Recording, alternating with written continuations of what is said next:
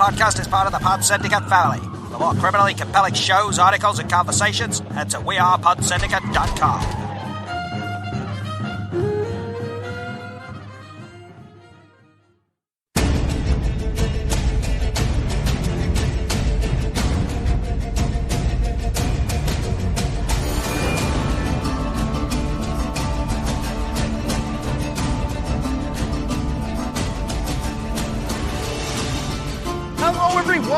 We're here for another Witcher Book Club episode. I can't believe it. How many books is this now? This is the 5th book, but the 3rd novel of the Witcher series by Andrzej Sapkowski. Today we're talking about Baptism of Fire. Hello, I am the J-Strom, and I am here with Ross Pawnee. Hello, Ross. Hey, Jason. Hello, everybody. Thank you for sticking with us on this 5th installment of the Witcher Book Club series. Yes, we're talking about the 5th book, and I gotta say that, wow, this is a good book. I like it. It's a very good book. This one felt a lot like the first book that we read, The Last Wish, in terms of just kind of the fun atmosphere that was going on. It was a very enjoyable book to read. Yes, it was. There's so much character interaction here, and you know, if you were kind of sad that we didn't get a lot of Geralt in the last book, we get plenty of Geralt in this book.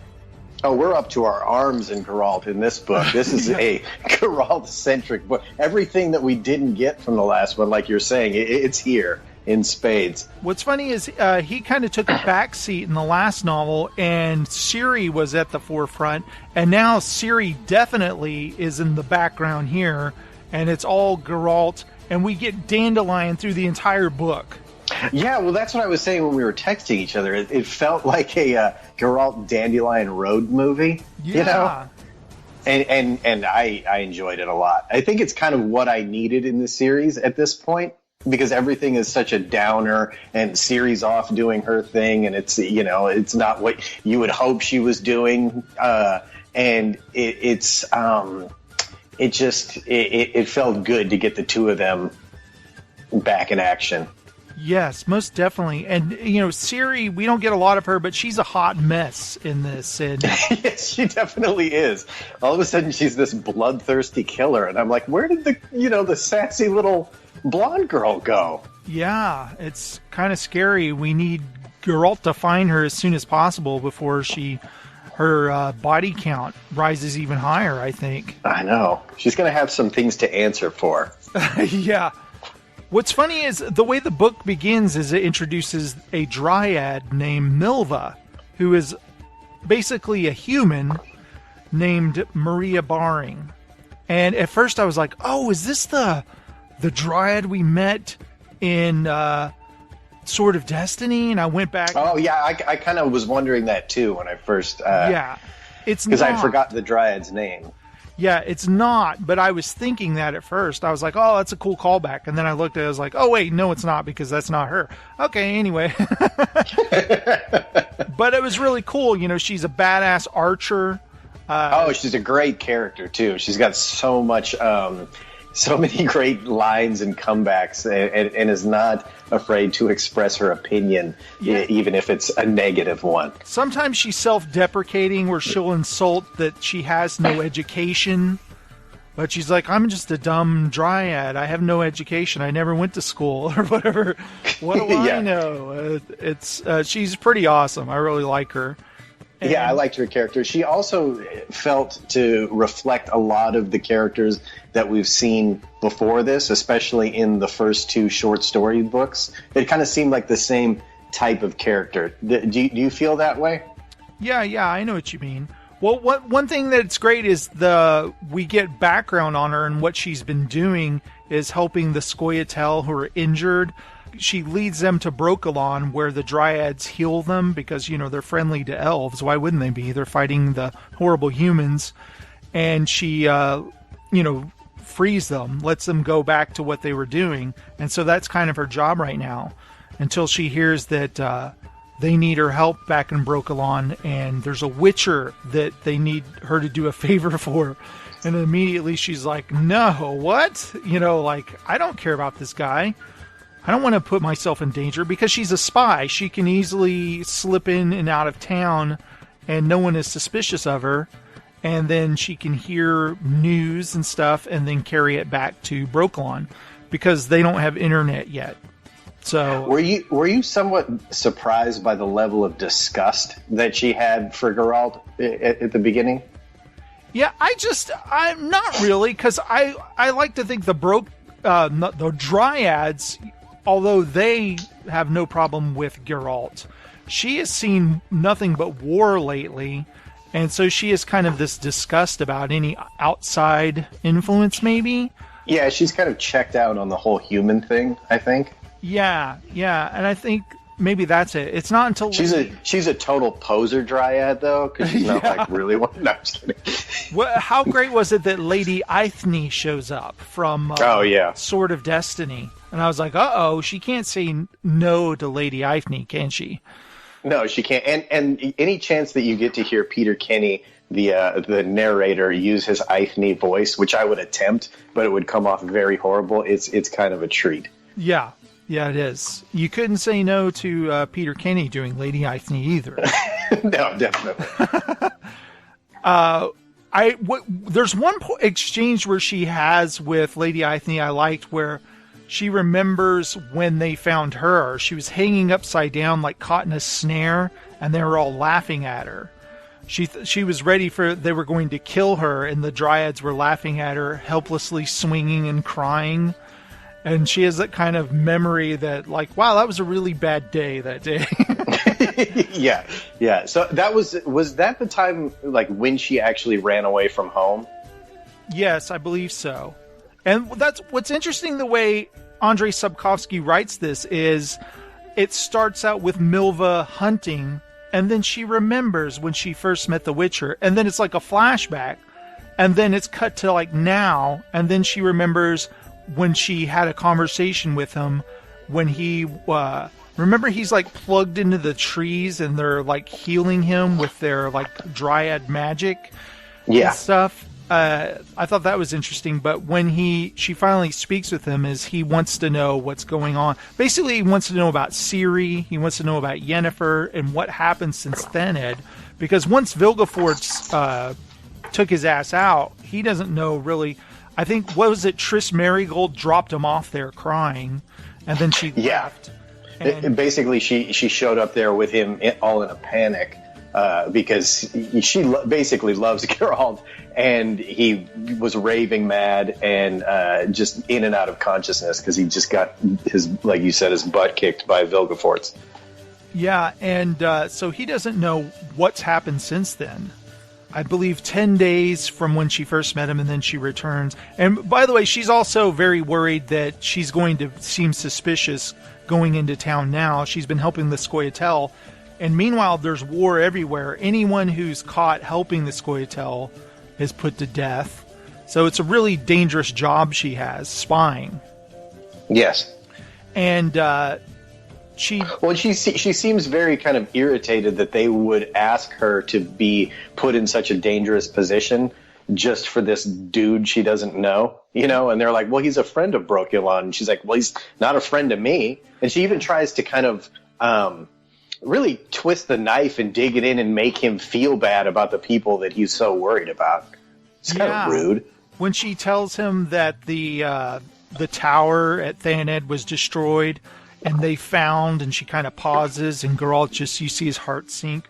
They found nothing, and he's just like, oh, like, yeah. She thought what does that going mean? to say, and they found Ciri dead there, and he's just like, oh. Yeah. And, blonde hair scattered all over the town. Yeah, it's just like that was too dramatic of a pause. Can you just say, and she's fine? Or they don't know where she is. But actually, she says she's actually in Nilfgaard, and she's about to be married. And so he's like kind of, of course, Geralt shows nothing, but, internally he's freaking out. And then some people believe that Yennefer disappeared with Vilgefortz because she was helping him. And we of course, know that can't be true, right?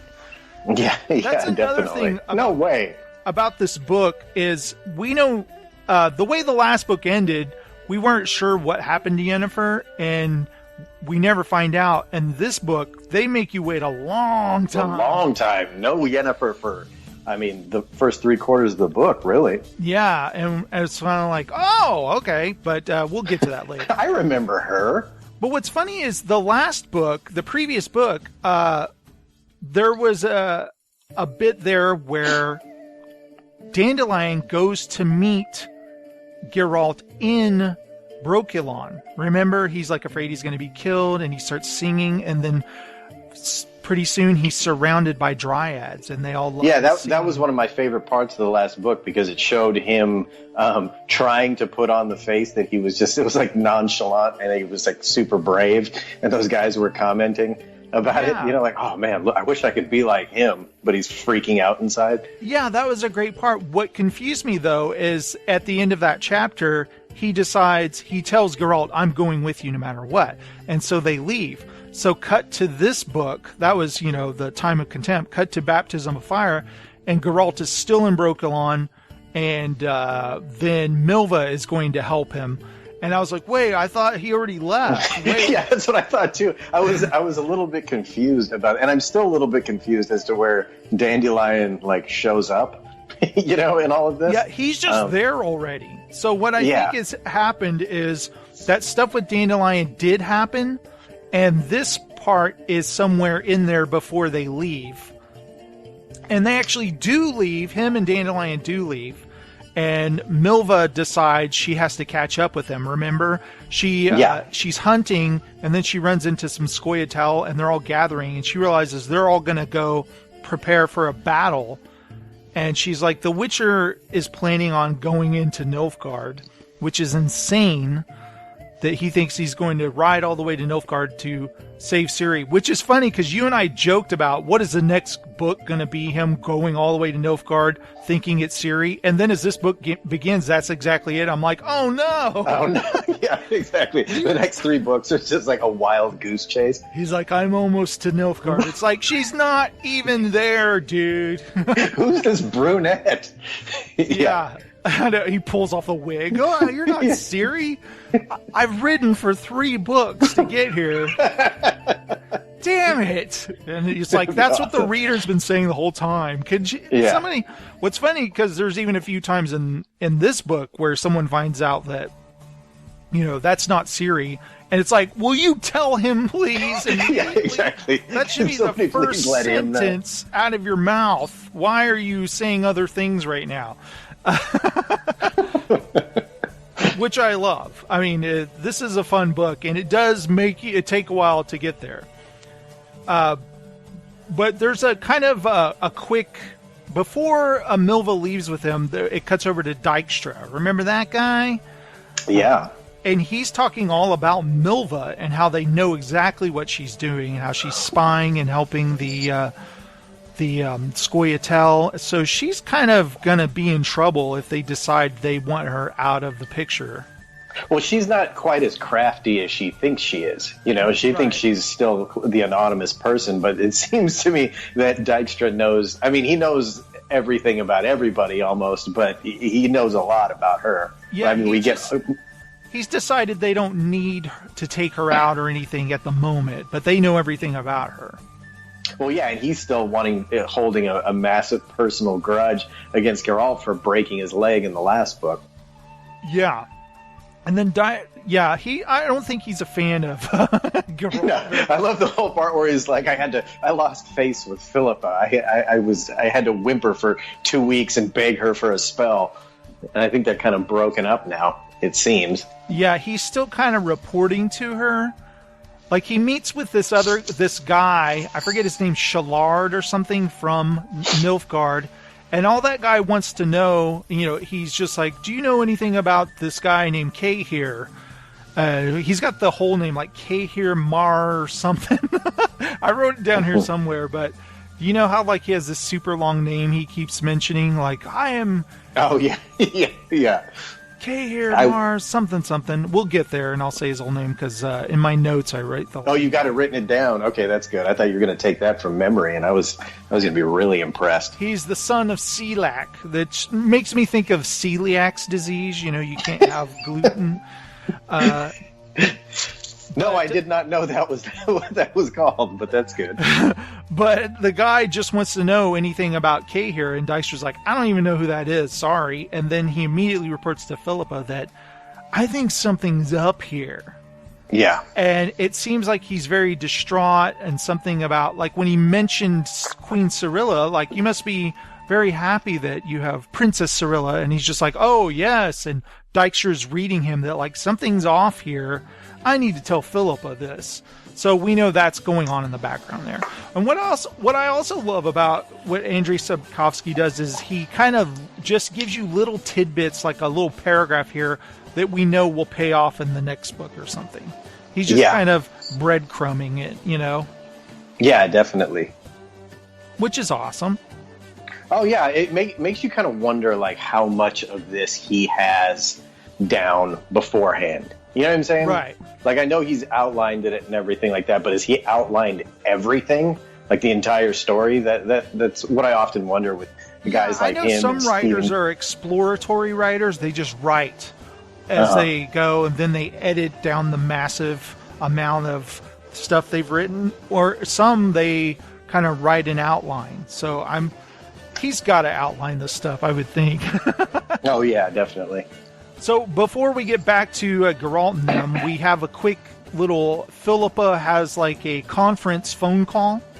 Like the first ever like holographic phone conference, which I thought was pretty funny. I was like, they're basically Skype conferencing right here. Yeah, exactly. They're doing what we're doing. We're using magic. Yeah, this is magic. She's in Monte Calvo, and she's having a conference with the guests they're all sorceress women. Kira, Triss, Margarita, Sabrina, Chiala, I don't know if I'm saying that right, Francesca Findabair, and Asir Anahed. And Philippa wants a new chapter of mages, but she wants it to be all women, because men and their passions and stuff, they kind of get in the way of things, right? Yeah, it's the classic reverse argument about, oh, well, a woman can't be president because of this and that. It's like, well, you're using the same thing. I think just Vilgefortz, he was a man and he screwed everything up. So. Yeah, I think that's what it is. They want to be politically neutral. Oh, men's ambitions lead to dismay, is what she says. Yeah, which is kind of true. And she's going to what's funny is the two, Francesca and Asir, who is also, she's is she Nilfgaardian? Francesca, she's Elven, but Asir, maybe she's Elven too, I don't know.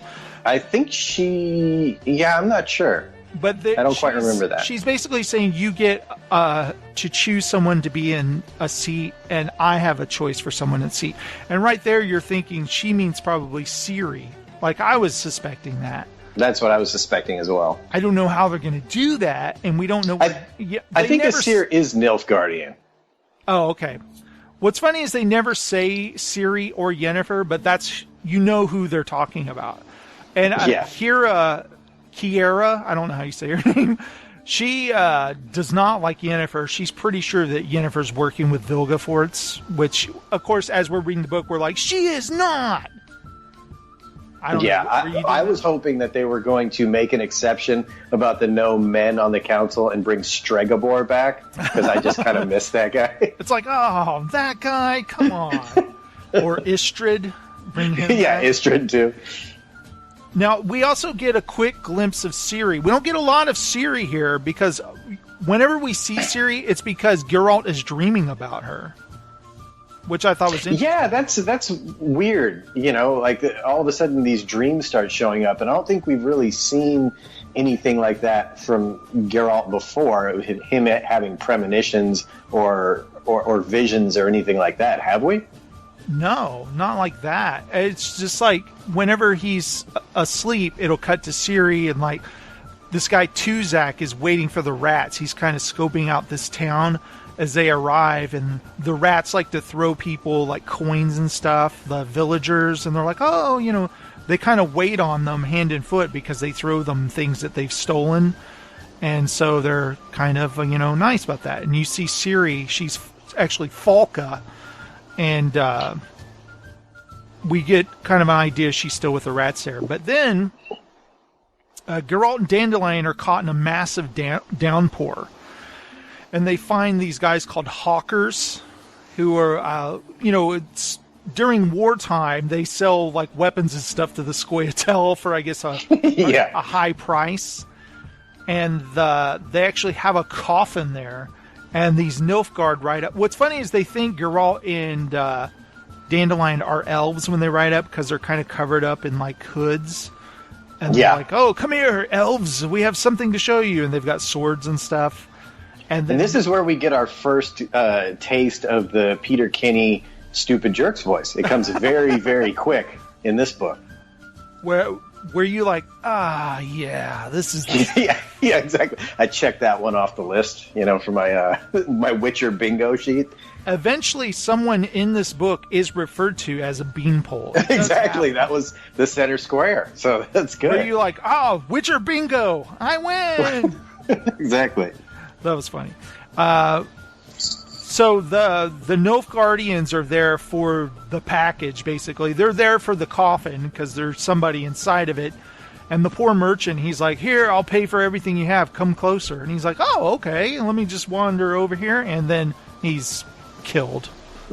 Yeah, exactly. Well, he's so excited because the guy starts throwing stuff out of the cart. And he's like, hey, that's all good stuff. And the guy's like, I'll pay for all of it. And then, gets a crossbow bolt through the head, I think. Yeah, not good. Those guys are jerks. And Geralt has to spring into action, but one thing that we learn here that will bother him the entire book is he's not completely healed and his leg is killing him. What was it, like a femur clean break or something? I think so, yeah. I think he shattered his femur. Yeah, so he's like miserable pretty much the entire book. And so while he's fighting, he realized like his leg gives out. And he's about to get killed until Milva shows up, and she takes out all these guys. They even, three of them charge her, and she picks them off before they even arrive to her. So she's pretty badass. Well, one thing it says also is that he hasn't had his Witcher's elixirs for weeks, it said. All of the things that kind of give him special powers. So while he is an amazing, great fighter, he's not fighting at full capacity even without those. And he's got the gimpy leg. So he has to rely on Milva to take all of them out. What's interesting is we know that whatever horse he gets, he names him Roach. But where is Roach number 1, and where is his silver That's what sword? I'm saying. This was by far my least favorite Roach. Yeah, this Roach is skittish, it keeps saying. But another thing is, like, Roach number 1 has his silver sword that he uses to fight monsters. Where the hell's that at? We know that his other sword got destroyed by Vilgefortz. So now he has just some elf sword. And so the silver Witcher sword, he must have lost it, right? In the fight with Vilgefortz also?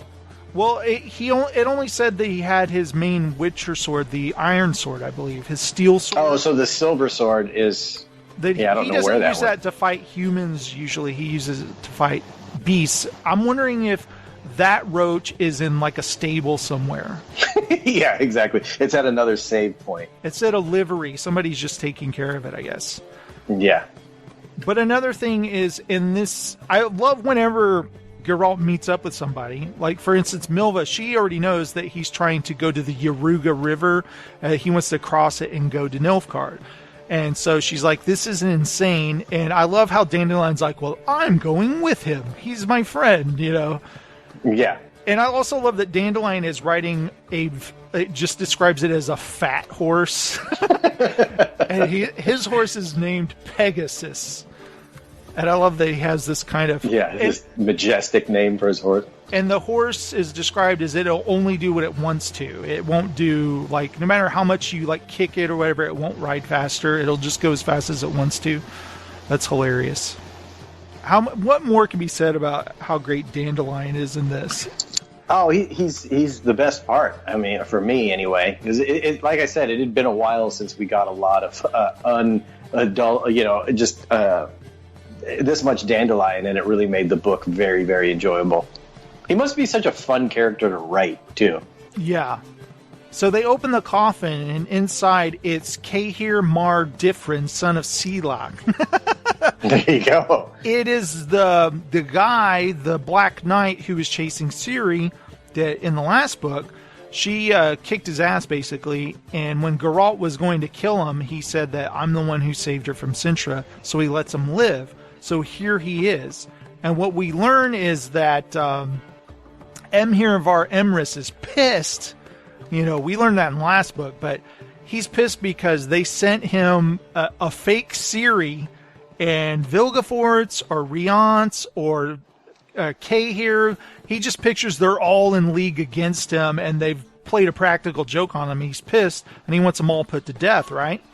So, well, it sounds like anybody from any mission who didn't accomplish what they were supposed to accomplish is kind of on his, his hit list. Yeah, and so Cahir was there to be delivered. Those Nilfgaardians were coming to pick him up, and they were going to take him to Nilfgaard, where he would have been put to death. So essentially, they've saved him. And I love Geralt says that I spared your life once, and now I've spared your life twice. If I see you a third time, I'll cut you down like a dog. And it's just like, oh, okay. Yeah. Well, we had mentioned in the last book that there was going to be something about this guy. You know, like Geralt has let him go several times. We're going to see him again. I wasn't quite thinking that we were going to see him quite so soon, for one, and that he would play such a big part in this entire book. Right, because based on what Ciri saw of him when she was little, he seems like this evil, devil incarnate after her. Yeah, he's the manifestation of all of her fears of that one thing, but it just turns out he's just some dude. Yeah, and he wants to find Ciri too, and he wants to help Geralt, but Geralt is very stubborn in this part of the book. Yeah, I would totally agree. He's not very open to accepting any help from anyone else, even though he's basically crippled and has no idea really where he's going. Right. So as they're traveling south, they see a lot of grim imagery here of the aftermath of all the battles. They see dead peasants and, townsfolk and soldiers and fires. Just like it's pretty grim out there, isn't it? Yeah.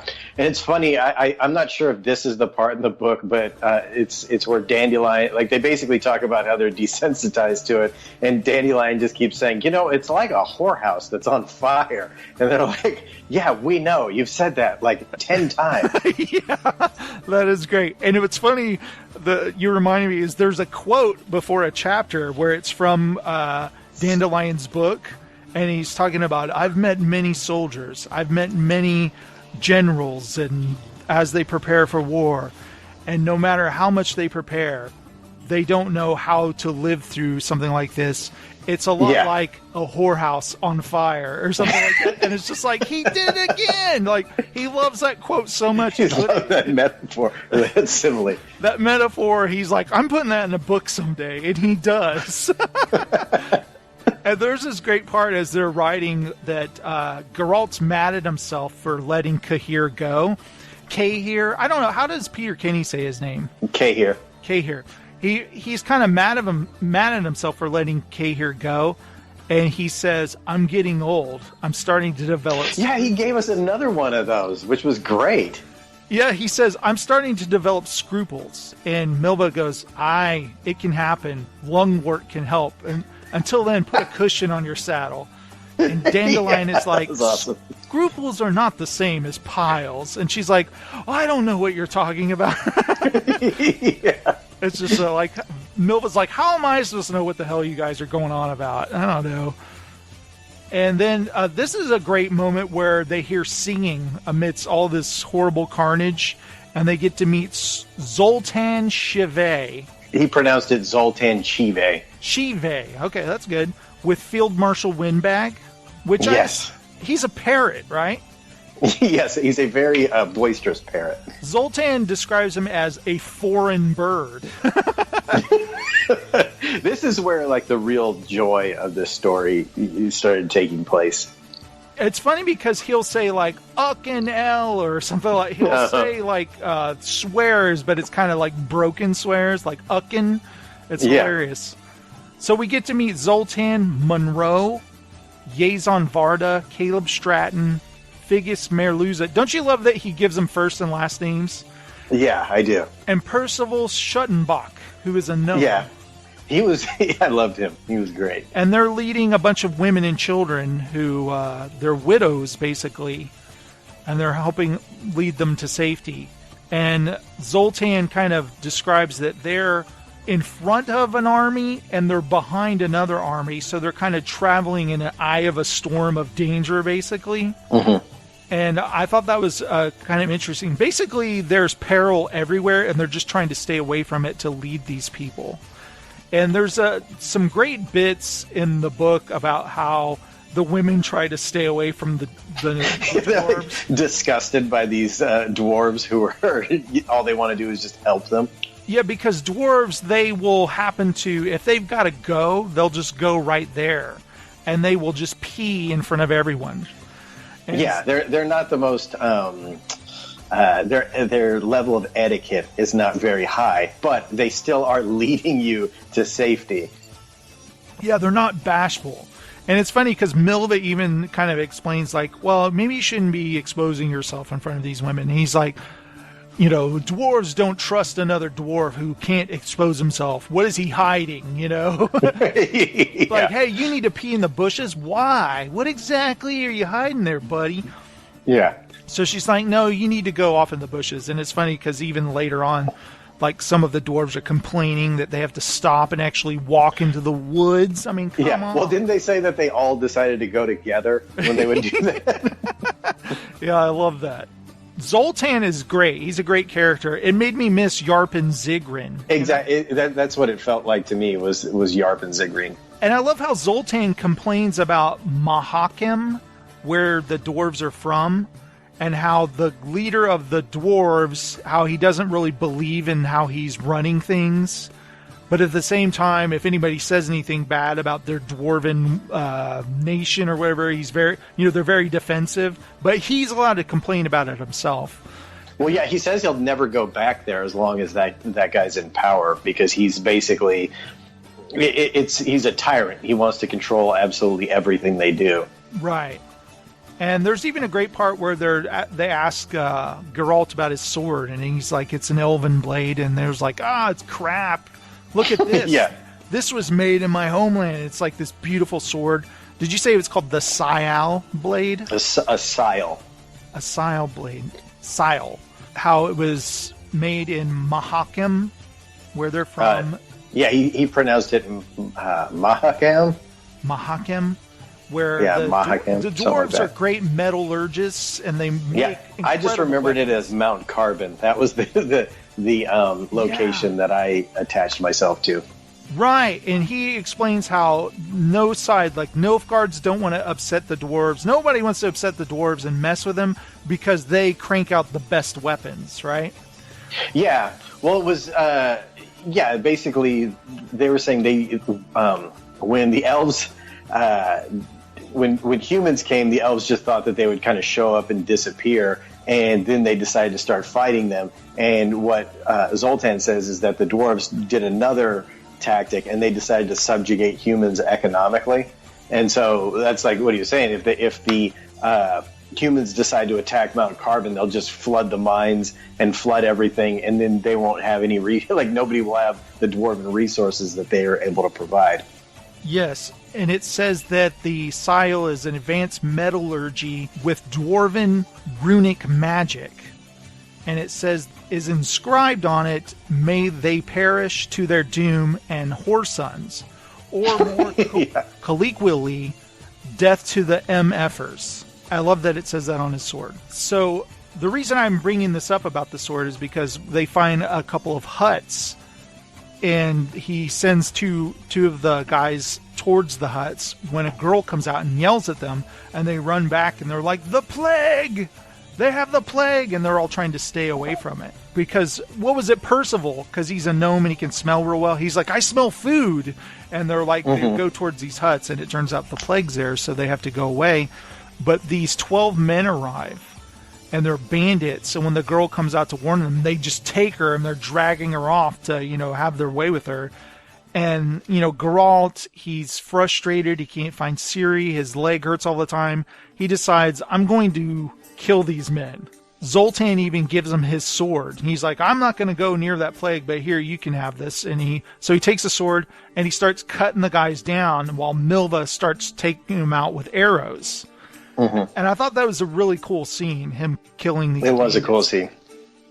And she even shoots one of the, lack of a better term, one of the rapers. She shoots him in his crotch with an arrow. Yeah, that's true. I forgot about that. And one guy gets away, and they're like, it's unfortunate one of them got away. And then they hear a scream, and it's the guy who got away. He's being cut down by somebody, and they assume it's Kay here following them. Because she tries to shoot him first, right? And hits him. And but gets him like through the shoulder or something like that, so he takes off into the forest. And Geralt's irritated that she didn't shoot the horse.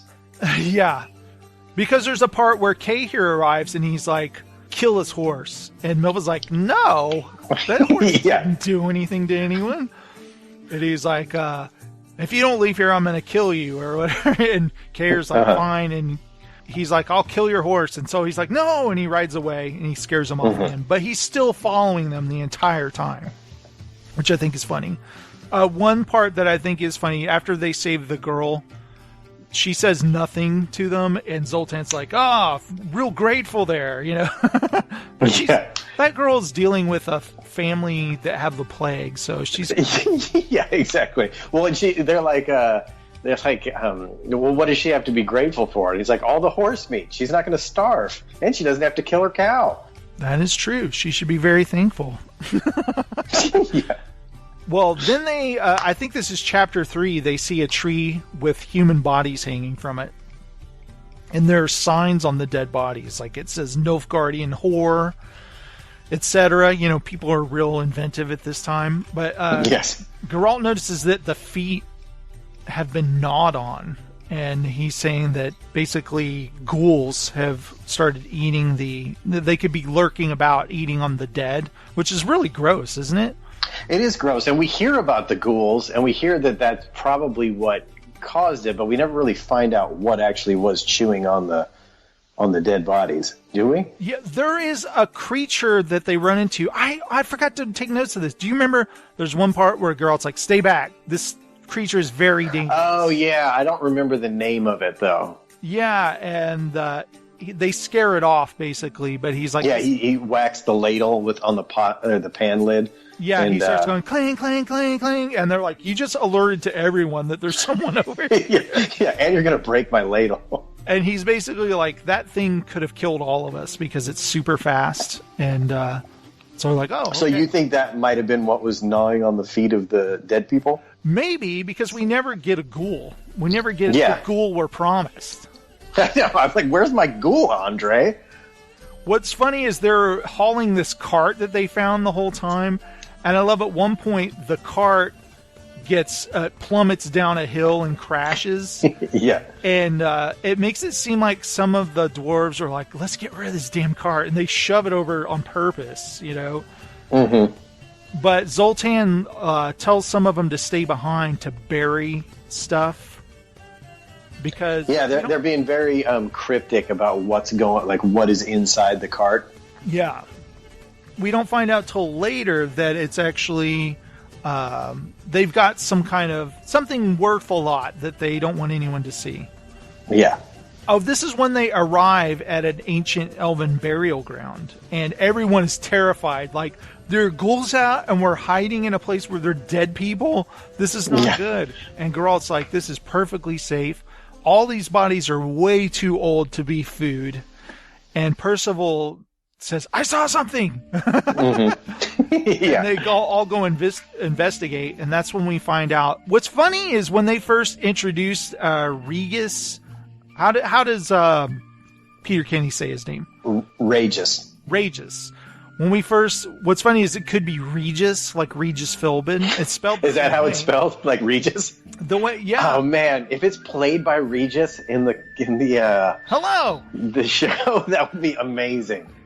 When they first introduced him, I was like, is he some kind of mole man that lives underground or something? Like, I picture him with these tiny glasses, like with tiny eyes, like, hello. But he's just hiding from them. And they always talk about how he emits this interesting smell of herbs. He smells like herbs and spices, I guess. Well, here's my question about this, okay? Regis is a very interesting character. Do you think that he set this whole thing up?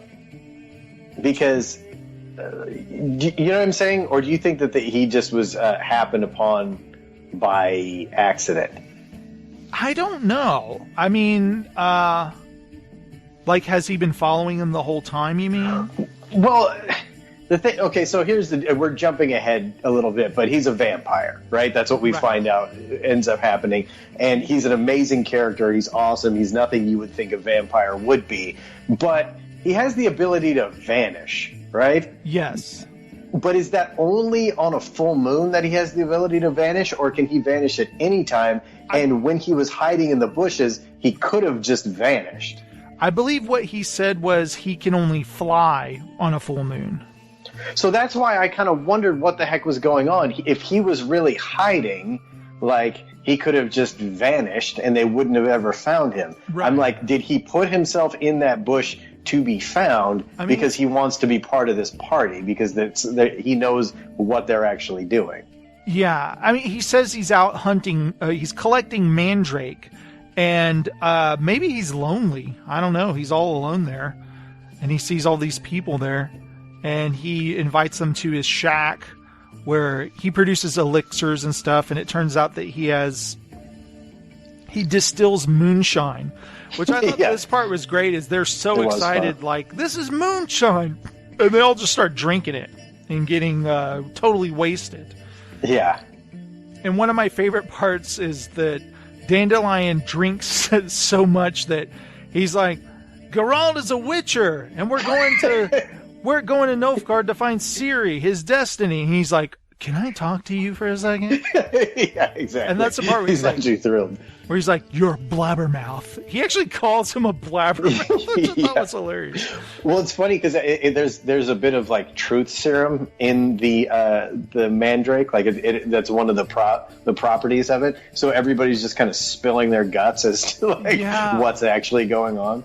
What's funny is there's kind of this weird, these myths about mandrake that it screams when you pull it from the ground. Yeah. And that it will actually kill you because it emits a toxic hallucinogen. And he's like, well, actually, they don't scream, but that part is true. So you need to be very careful when pulling them because it's hallucinogen and people, they hallucinate, maybe it's screaming or whatever. It's not actually. Well, and here we also get like, you remember when they were trying to get rid of Torqua in The Last Wish, and she gave him this whole big thing about what they were supposed to do. You know, you give them the iron balls instead of they had something like this for like you had to attach a rope to a pig, and then and so it was this big elaborate thing that really didn't make any sense. I love it when the story has those types of bits of folklore that aren't necessarily true, but still kind of color the world. Yeah, it's like the mandrake is cursed. If you pull it, you'll die. So what you do is you tie a string to a pig and have the pig pull it out, then you're home free. Yeah, because then it'll just kill the pig and not you. It's really silly. And I remember as Geralt actually passes out from drinking so much, he dreams of Ciri dancing on a table and having fun at a bar with the rats. And as the book goes on, you realize that everything that he's dreaming about her is actually really happening. He's not having like a vision. He's like seeing exactly what she's doing. And the same thing with her later on. Yeah, she's seeing what he's doing too. Yeah. Is there anything more from this part that you can remember other than it's just I thought it was awesome? Not really. It was very fun, and we kind of it was a lot of fun. We didn't really find out at this point that he was a vampire yet. I kind of spoiled that for everyone. Sorry, but well, if anyone's listening to this, they've hopefully read the book. Hopefully, yeah, exactly. One of my favorite parts is when they run into the group of peasants who are vampire hunting. And that's the best part is like the book promises you there's going to be a vampire in this book. And you're like, ooh, this is going to be awesome. Because they're hunting exactly. a vampire. And this is where we're introduced to Cloggy. Yeah, Cloggy. Well, hold on. Before we move on to Cloggy, at the beginning of this chapter, he does one of those things where he quotes another book, and it was about a vampire. When that happened, I was immediately thinking, oh yeah, we're going to have something kind of like the Stringer fight. This is going to be amazing. And it did not turn out at all like I thought it was going to. He kind of turns the vampire thing on his head, doesn't he? Oh yeah, it was really cool though. I didn't really expect that at all. Don't humans come off so stupid in these books? Oh yeah, he's got a lot of contempt for humans in these books. I love they're going to hunt for a vampire something's been killing their people, which by the way we never really find out what is. Yeah, there's definitely we saw the feet being gnawed on, and there's something in there. There's something going on there, but we just haven't really figured it out yet. And I love that one of the guys is like, you there, to Milva, give us your horse. We need it to hunt for this vampire. She's like, I'm not giving you my horse. And they're like, what if Milva goes along? She'll help you find the vampire. And she's like, what? And he's like, no, we don't need a woman. A woman belongs in the kitchen or having babies. Yeah. And she gets so pissed when he says that she punches him. And they think she's killed him. Yeah, he falls and hits his head on a rock, and he's like, he's dead! You killed him! Yeah, but it wasn't like, their main thing was pay us blood money. They weren't even really worried about Cloggy to find out if he actually was dead. They go immediately into you gotta pay us blood money. What's so funny is you don't even know his name's Cloggy yet. He's just the peasant guy. They give him a name later, and when you find out his name, it's hilarious because they find a camp where all the women and children that have been with him the entire time find their family members there. And they're price gougers, everything from horse food to whatever is sky high prices. And they're like, this is ridiculous. They're even making them pay to have their horses go and drink from the river. Yeah. They've have it fenced off. They're like, this is ridiculous. And there's one little girl who Milva's kind of braiding her hair and she's nice to her, and Zoltan's kind of pissed because none of the women ever thank them for seeing them through this horrible land to find anyone. But the little girl comes up and she basically says, my mom says you're disgusting, but I don't think so. You're a great guy. Thanks for helping us. Her part, what she actually says, I don't know if you have it written down there, but where it was I don't think you're actually a grubbing little weasel or something all these really horrible things. And you're not a strumpet. You're anti-Milva. Yeah, that was great. And Percival's like, hold on here. I have something for you. And he gives her an emerald. Something that's priceless. Yeah. To a little girl. And she's like, ooh, pretty. And that's when the peasants come up and they're demanding money for Cloggy. Oh, this is where they were asking for money for Cloggy. That's right. Yeah. They wanted blood money. When Zoltan's getting ready, he's brandishing his axe. He's about to just kill these people. Geralt's like, hey, why don't we take us to your leader? Let's talk to him. And they're like, all right, come on. And so they go, and it's the priest who's tied a woman to a cart saying she's a witch. Yeah. She is in cahoots with a vampire. And it's that whole thing we need to set her on fire. He's trying to get them all worked up where they basically are going to set this lady on fire. Well, they seem pretty worked up. They wouldn't mind setting her on fire. Yeah, and I think it's even the main guy who's kind of running the show for the other peasants. He's kind of skeptical. He's like, I don't know about this. Yeah. And so he asked for proof, right? Yeah. And I love the proof. He was like, she made a soup out of a cat. Oh, I love that. Look, those are cat bones. And Zoltan's like, those are bird bones. He's like, no, it's a cat. She is a black cat. Oh, I think, what is it, Percival? He's like, is the cat a black cat? And he's like, yeah, how did you know? Because it's sitting right there. And the cat's like, Yeah, exactly. They said the cat is like cleaning his rump, not paying attention to any of that. I thought that was great. That was fun. Very comical, but also scary that a mob is going to burn this lady alive. Yeah, exactly. Until Geralt is like, no, actually, there's some kind of trial we can do where we fight in her honor. And I was like, no, I can tell you're a killer. That's not fair. And that he's like, he needs to take this white-hot horseshoe in this fire and bring it to me without burning their hands. Because that was a very specific thing. And so basically, if you were to stick your hand in there and your hand burns, that means you're a witch too, and they need to kill you too. So, Regis, what did you say he called him again? It's Regis. The way I'm sorry, Regis. In the book, as I was reading it, I was like, there's no way this is Regis, like Regis Philbin. I'm going to pronounce it Regis. So I pronounced it Regis in my head, Yeah. He reaches in and he has the horseshoe, and he's like, see, I have it. As you can see, no tricks here, and I'm not burnt. And the guy's like, you're the devil! And they're just like, oh, come on! Like, can't do anything. But this is when Nilfgaard arrives. Yeah. This is like perfect timing for an attack. Because it seemed like the mob was still kind of on the side of the priest, didn't it? They could kind of go either way, I thought. Mm-hmm. It could be a mess no matter what, but instead it's a giant like stampede of everyone running in fear. And I love this. Geralt hears Dandelion saying, help! Help me! Geralt! And Geralt has to grab him and try to pull him in, but then he gets hit by first like a bale of hay and knocked over, and then a wagon crashes and covering him in flour, and he can't see. He's blind. And I love the Dandelion's like, Geralt, it's a battle. Nilfgaardians are fighting. And he's like, what? Where? And he's like, his like eyes are covered in flour. Yeah, I can't, like, there's so many, especially in this book, the battle scenes. I can't wait to see what they're like on the show. Like, I hope the show does them justice, because they're so much fun.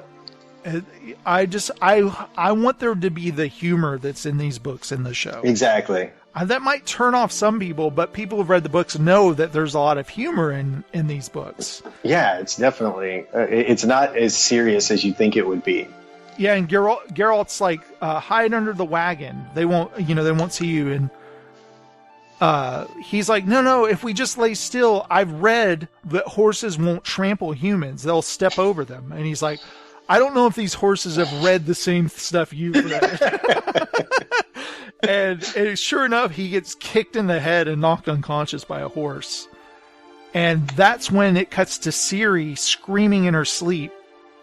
And it's funny, one of the rats is mad, and he comes over to Missile, and he's like, I never judge you for what you are doing over here, but that sound was ridiculous. And she's like, what did you think we were doing? She's screaming. She's having a nightmare. And he's like, oh, okay. Like, yeah. And they're like, Falca, what's wrong? And she's like, someone I once knew was trampled by horses, and I felt their pain. And it's just like, oh, wow, she feels all of his. And when she says someone I once knew, do you think she's kind of, her whole mind has gone into this Falca persona where she's kind of forgetting where she comes from?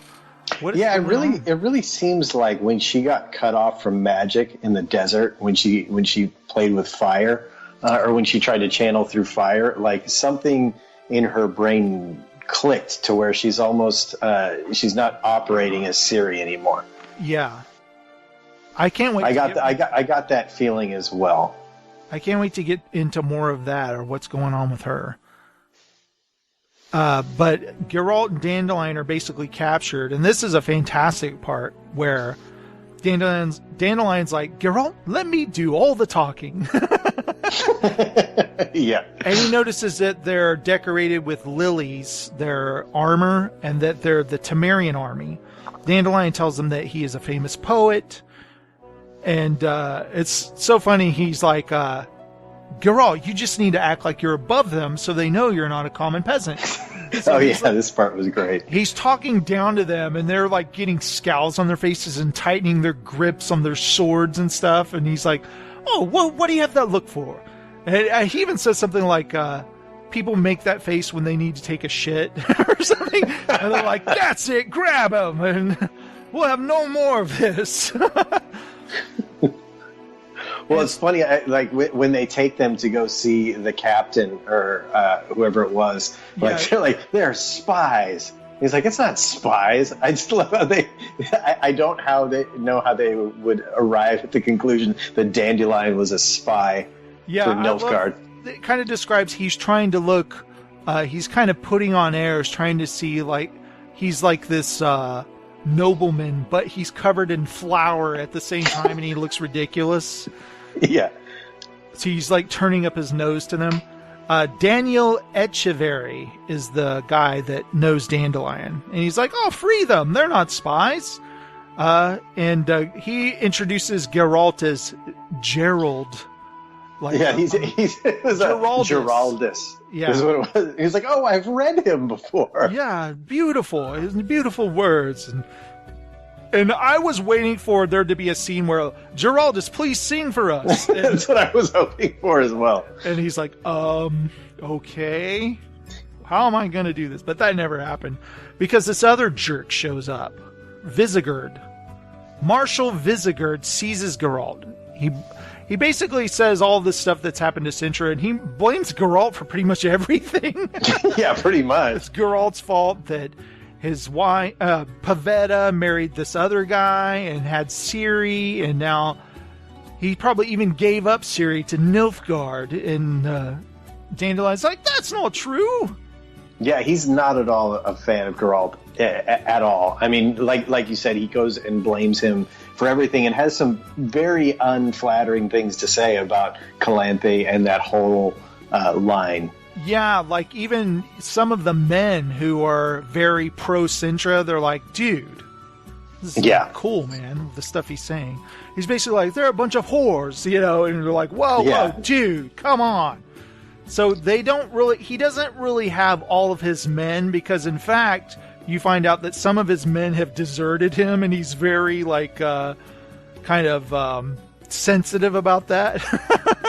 That some of his men left him because they... Well, yeah, when they found out what happened with Ciri, they just decided to abandon the army, and I think they said he lost 3,000 men out of 9,000. Fight for this guy. I mean, what's the point? So he also tells Geralt that he's going to hang him. So everybody got scattered. We don't know what happened to Zoltan and the rest of the dwarves.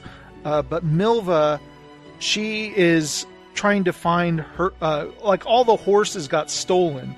And she went to go find the horses. And she catches up to some of the peasants who... One of them is riding Pegasus. And I think it's funny because it describes him. He's like, come on! Why won't this thing go faster? And so she easily catches up to Pegasus and knocks him off.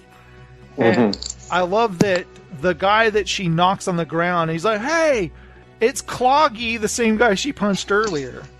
Yeah.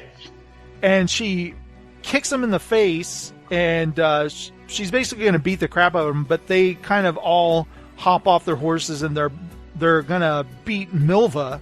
Yeah, well, she gets overconfident. She thinks that just because they're peasants, she can wipe the floor with all of them, but it's not necessarily the case. Yeah, when there's a bunch of people, it's kind of hard to fight them off. Luckily, Cahir shows up and saves her.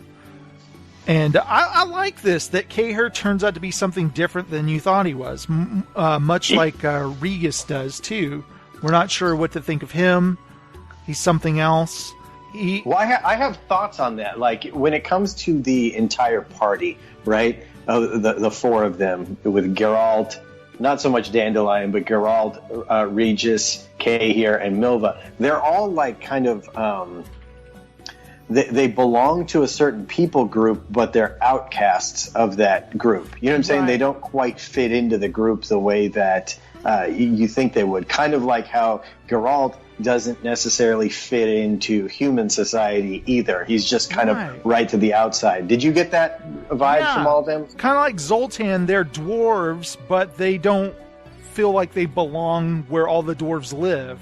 Yeah, they're operating on the outside of this other group, even though they still identify with that group. Like, what is it? Milva, she is a dryad. She works with the dryads, but she's not quite a dryad, you know? Right. And Kay here, they're like, you're a Nilfgaardian. He's like, actually, I'm not a Nilfgaardian. I'm from this other place that's near Nilfgaard, but it's not actually Nilf. And I love how, like, he's always like, he's a Nilfgaardian who's not a Nilfgaardian, you know? And so each of them kind of have, they don't. Well, I love how Dandelion is trying to like catch him. You know, and he's like, at one point, he's like, back home in Nilfgaard. He's like, I knew it. Yeah, that is great. Aha! I got you there. You just said you're from Nilfgaard. He's like, well, it's easier to just describe it that way, but I'm not actually from Nilfgaard. And they just go into it again. So she's grateful to Kay here for saving her, and she asks him why. What's funny is because we get this answer several times from people like Geralt, but why are you following us? And he's like, it's a long story. Yeah. Yeah. And meanwhile, we got it's a long story on a lot of different things. But a lot of times Sapkowski will do this where it's a long story and then cut to, and then it kind of tells the story of this elf with a scarred face. Do you remember this guy's name? Oh yeah. Oh man, what was it? Is it the Faltiana guy? Is that Faltiana? Yeah, Faltiana. He has this guy that he's going to torture. Oh, I loved his torture idea. Putting syrup on his face and putting him on an ant mound. Yeah. And he wants to know, and he talks about like, you know, they tried to grab him before, but he figured it out. And it's just happened again. Why did you come, and why are Nilfgaardians trying to capture me? And the guy's like, doesn't want to say anything. He's like, well, it's going to be pretty unpleasant. The last Nilfgaardian who had this, he was quite impressive. He lasted about 8 hours before he finally gave up everything. I wouldn't last 2 seconds, by the way. I don't want ants falling on me. Yeah, no. Because it says he puts it on he puts the syrup on his nose and like around his ears. So you know he wants the ants to like crawl in his ears and stuff. That'd be cool. Well, we've had so many ants here at my house in the last couple months, which we don't usually have that problem, that I think they would take a vendetta out on me. You know, because I've had to kill so many of them. So yeah, I'm not looking to do that. Yeah, forget that. So basically, this guy Isengrin, who he has captured, he says that, well, we never got the delivery of the Cahir guy, and so now my superiors are pissed, and they want you dead, or they want to question you anyway. And he's like, well, I'll tell you, you know, I'm going to go ahead and tell you what happened. And then he talks about how Riance, they sailed in with him under Thaned and they hid, and then a battle broke out and it was insane.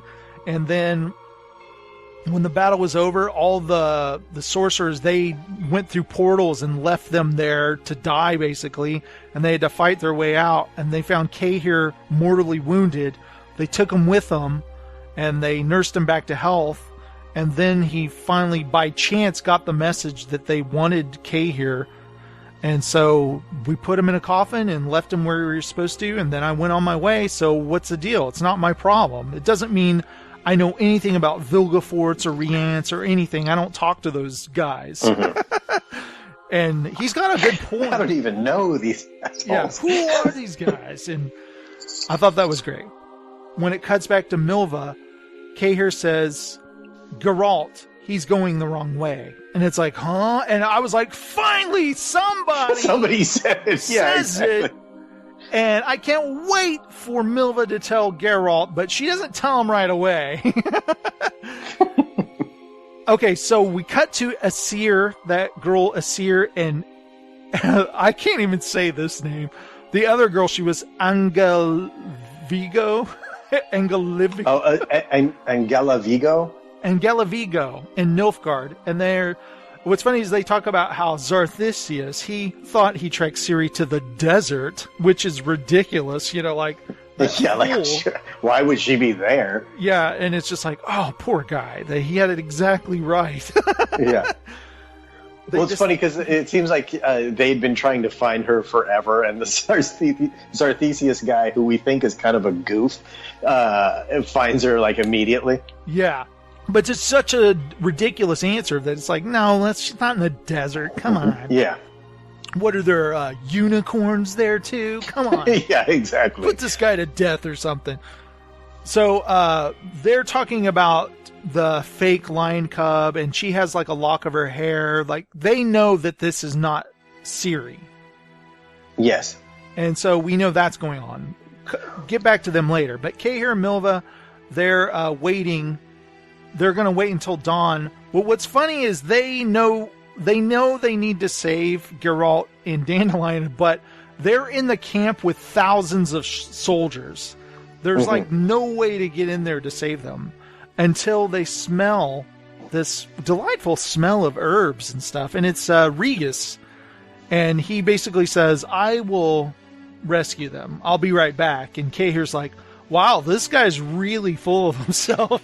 Yeah. Well, and didn't it say that he just kind of showed up out of nowhere? Yeah, he just like appears. Regis. And he's like, hello. Hello there. And so when Geralt and Dandelion are waiting to be hanged, Geralt's listening, and he's kind of talking about Yennefer there too. I can't remember what he says, but he's kind of feeling a little helpless, wouldn't you say? Yeah. He is. Well, it's funny because he's trying to like placate Dandelion in terms of saying that like, oh, they're not going to put you to death. You're fine. You know, nobody ever puts poets to death. It's me that's got to worry about it. And Dandelion's like, yeah, right. You know, personal vendettas like this don't usually leave witnesses to these types of things. Yeah, and that guy who doesn't like him is definitely going to kill Dandelion also. Oh yeah, definitely. Just to be a jerk. But Geralt is listening to the guards, how they're talking and stuff, and suddenly they're like all sleeping, and his medallion vibrates, and Regis appears, and he tells Geralt where to meet, to ride towards the river here, and you'll meet up with Milva. And that's when Geralt figures out who Regis is, and he's like, it's probably best if we never meet again. And it's funny, we don't know he's a vampire yet. You know, it doesn't tell us that, the reader, but Geralt, he knows what he is. They use the sleeping guards' cloaks to escape, and they actually are doing pretty good, except they're stopped, but the guards are like, we'll let you pass. You know, they think they're deserting soldiers. I love it. Like, what's the password? And Dandelion's like, Nilfgaard. It's like, no. And remember earlier, he mentioned that he has some doubloons sewed into his boots. He's like, I'll just give them this money. And he's like, if you do that, they're just going to beat you up and take your money anyway. And so they like rip his boots off, and they're all fighting over it. And they end up running, and then the army gives chase. But again, like right as the army guys are chasing him, Nilfgaard shows up. And so there's a battle, but Nilfgaardians, and I think are they Temerians, they're following them too. And Dandelion is hit by an arrow. Oh man, that was... Didn't you love the way he says, they've killed me? They've killed me, yeah. And I love Geralt's just like, you'll be fine, Dandelion. You're like, you're fine. He sees it's just a graze, but it is gushing blood. And he's like, they've killed me. I'm dying. Yeah. So they get to to Milva, and that's when I think they get away on the horses and everything. But Regis shows up again and he rushes to Dandelion's side because he's going to help him. And Geralt threatens Regis. Yeah. But don't you love how Regis doesn't pay attention to any of his threats? He just ignores them. Yeah. Definitely. And I love that there's this part here where it kind of describes, you know, Geralt knows what's up with Regis, but the rest of Milva and Dandelion wonder why are you being such a dick to Regis? Like, he just rescued us, and now he's helping me. I've got a wound. I got hit by an arrow. and that it turns out he's a vampire. And he kind of turns, and it says that Regis shows Milva and Dandelion his fangs, and like Dandelion lets out kind of like a whimper, like oh, you know. And it turns out he's 428 years old, and that he's a high vampire. And Geralt's like, you need to leave. And it's funny, is he says this thing about, I was here around the time of the conjunction of the spheres. And I'm like, hey, could you explain what the hell you're talking about here? And Geralt, he says, I will leave, but first you need to tell me, how much money would it cost for you to hunt me down and kill me? Oh yeah, I liked that part a lot. And Geralt says, it would take more than anyone could afford. And Regis is pleased to hear that. And then he's like, and you, Takei here, I want you out of here. And Milva's like, no, he's not leaving. He saved me. So it's like they're like fighting with Geralt, just being a dick to everybody. And so he's like, fine, I need to have a talk with this guy, this Nilfgaardian. He's like, I'm not a Nilfgaardian. He basically says that anyone who hurts Ciri deserves death. Tell me your story. And he basically says that he's connected to Ciri too, and he tells him of the visions that he's had, and it's the same ones that Geralt has had. As he's talking to him, we see the rats entering a bandit's lair. You know, they're kind of this bandit place where the bandits hang out. And this guy starts making jokes about Ciri and Missile. Like, oh, what you need is a man. Oh, yeah. And they're like, oh, no, you guys shouldn't do that. So Ciri goes over and she basically hacks the guy to pieces. Mm-hmm. And it's kind of like, whoa. Like, she didn't just kill the guy, she hacked him up. Yeah. Geralt is worried about her, and Cahir says that she's not in Nilfgaard. And it's finally like, yes, finally, Geralt knows she's not in Nilfgaard. But now here's one of my favorite parts of the entire book. Geralt tells Milva and Dandelion that they need to go, that he's going to ride on himself. And they're like, what? And he's like, yeah, you need to go. This is basically he needs to face his baptism of fire, because I love that each of these books, they say the name of the book multiple times. Yeah, definitely. They decide, we're just going to ignore him. You can't do anything yourself, Geralt. And they decide they're going to make a fish soup. And I love how when they're talking about him, they're just talking about him as if he's like the world's biggest baby. Yeah, and they're talking about him in front of him, and Geralt's turned away from them, but he can hear he's all sulking. He's sulking, and he can hear everything they're saying. And even Kay here, he catches a large fish, and Dandelion's like, hey, we can make a soup with all these things. And they're like, oh yeah. And Regis shows up, who said he would never, he said he'd be gone for good. He just shows up out of nowhere again. He's like, well, I need to check on Dandelion's dressing. It needs to be changed every day after all. And Geralt's just like, oh, like he can't control any of these people. None of them will do anything he says. And I love that part where they're all just eating, and Geralt's like, oh, that was a very good soup. And Dandelion's like, well, you wouldn't even be eating if it wasn't for us. Exactly. You'd be hungry. You'd be hungry by now. And I love how they're just making him feel like total shit. Yeah, I know. Basically, they're also talking about him like as if he's not there. Yeah, they spell out that there's no way you would have made it this far had you not had all of us with you. Mm-hmm. And Geralt's finally seeing like, wow, like traveling in numbers. Mm-hmm. He thinks they're slowing him down, and yes, to a point they are slowing him down, but they're, helping him along the way. Right. And basically they want to help him find Ciri. Even Milva suggests she wants to be there the moment that he sees her and they embrace or whatever. She wants to see this happen. And there's even little moments where she realizes how much she cares for him. Like, even like she like has these thoughts about Geralt, and it's like, whoa, she's kind of hot for Geralt, isn't she? Did you kind of get the same feeling the feelings that Essie Davin had for him? Yeah, the kind of this There's something about Geralt where you just fall in love with the guy.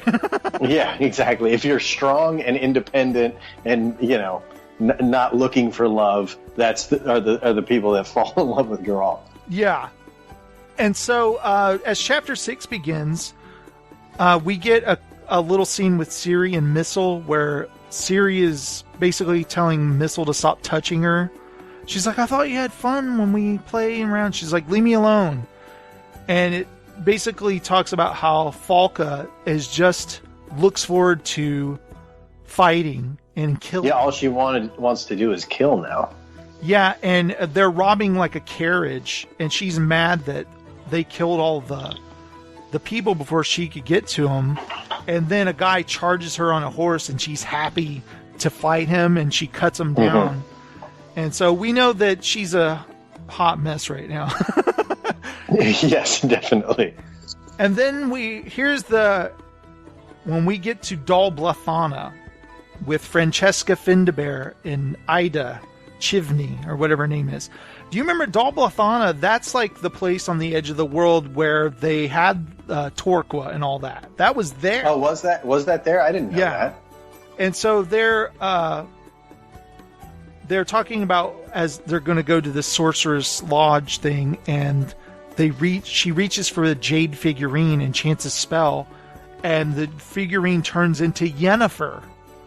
It turns out Yennefer was turned into this little tiny figurine that she carried with her in her cleavage that she described.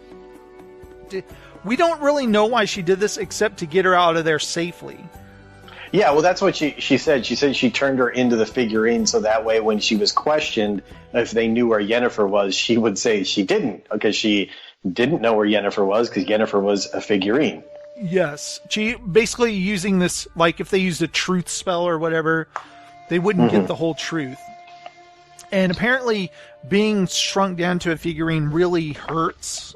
Yes, the unpacking process apparently is very awful. Yeah, she used like compression magic, and she was a figurine for 47 days. And I love the bit where she like is crawling and she crawls into a fountain and is just laying in the water like, oh. Yeah, she's like, I peed in your fountain. Oh, I love that. You'll need to change the water because I just peed. That was good stuff. So in Castle Monte Calvo, that's where the sorcerer is. There was this huge gasps as Yennefer arrives with him. Yennefer. And Triss can tell that there's something not quite right with Yennefer. Like, she looks off. Mm-hmm. And I think it's because she doesn't have her glamour eye, does she? Perhaps. But what is it, Kira? She's just like, oh, I wonder how Vilgefortz is doing. She's like, I was a little mad that no one came out and said, yes, Yennefer, she's actually been with us the whole time. She has not been helping Vilgefortz or anything of that. But none of that is said. Yeah, and nobody. It kind of drove me nuts. Did that bother you at all? That they never? Yeah, it did. Nobody stood up for it. But I mean, I expect so little out of the sorcerers and sorceresses in this that I wasn't very surprised. Right. Oh, and I forgot, before they go to the conclave or whatever, Francesca wants Yennefer to promise she won't try to escape, and Yen's like, I'll not promise that. Yeah, I'm not promising anything. So it's during this conversation, Philippa wants Ciri to be a sorceress there, and they describe that her lineage and the royal blood, and it goes back all these ways, and she like has fruit floating in the air. Okay, this apple is this person, and I love that the other characters are like, I'm not following any of this, because as I was reading, I was like, I'm not either. Yeah, after 2 listens, I was still kind of confused as to how all this stuff breaks down. This is what I kind of got from this, is that there are people who deal with magic that knows that this blood, the blood of elves, as it were, and that's the name of one of the books, hey, that they can manipulate pairings throughout the ages, right? Like, yeah, this person's blood with this person's blood could create the royal blood, which their offspring will be this person of great magic and power. And so, I don't know if they were hinting like, and you know about that, Yennefer, and Yennefer, I'm not sure, knows anything about that. Because I just believe what we're told happened in the books, that Geralt says, I need help with this girl, and she came to help her, and she fell in love with her, right? Well, it seems what's been happening from what I got it is that the sorcerers, the magic users, have basically been kind of cooking the system a little bit to try to get the right people lined up to bring on this specific person, this kind of prophesied about person. And so the elder blood is actually a dominant gene inside of, royalty. And they've been kind of like hooking people up with elixirs or sterilizing people, just manipulating the whole system to try to bring this person about, which is pretty awful and terrible. And apparently it seems like they at least think that Yennefer was involved in all of that. And that's when Yennefer hears, like, we want Ciri to be part of this. All Yennefer hears is, like, people want to use Ciri. And I have a feeling Yennefer just wants to find Ciri because she cares about her. They might see, like, oh, Yennefer wants her for her power. And they don't realize that Ciri is basically her daughter. And that's the way she thinks of it. So do you think Yennefer was involved in all that stuff with Vilgefortz? Or you don't think she was? I don't think she was. Oh, really? Okay. I kind of do. Because I thought that she had said something of like, oh, how will Geralt ever forgive me? Or something like that. Or maybe that was Trisk who said that about her. Well, I don't know. Maybe hopefully she's not. I thought, I don't think Geralt will ever forgive me. It's because of how Ciri fell out of her hands. I see what you're saying. And she lost her, is what I thought. Oh, okay. Yeah, we'll see. When they mention Geralt, you can see she's not even sure if Geralt's still alive, but they mentioned that, he was taken to Brokilon, and last I saw him, he was doing better. So she knows Geralt's alive. But she doesn't know how Ciri's doing. And I forgot to mention Fringilla. And she's like the third sorceress they brought from Nilfgaard, right? To be on the council. And she helps somehow Yennefer get away. I'm not quite sure because there's these spells that keep them from teleporting out of there. But somehow Yennefer gets out of there. Yeah, she basically tells her, like, they say that they're not friends, that they're actually enemies or whatever, and she kind of gives her a hint as to how she could escape if she wanted to. Yeah. And this is after Fringilla, she reveals that it's not really Ciri in Nilfgaard, that they don't know where she is.